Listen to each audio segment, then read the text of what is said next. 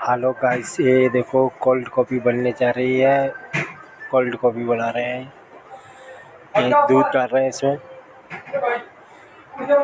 ये आइस डालेंगे।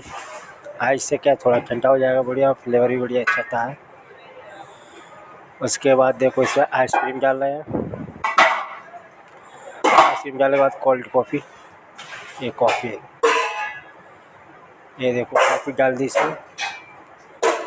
इसके बाद ये आ गया शेक पाउडर।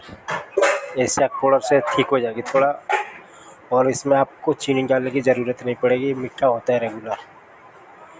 ये देखो घुमा दी इसको, ये तैयार हो गई कोल्ड कॉफ़ी आपकी।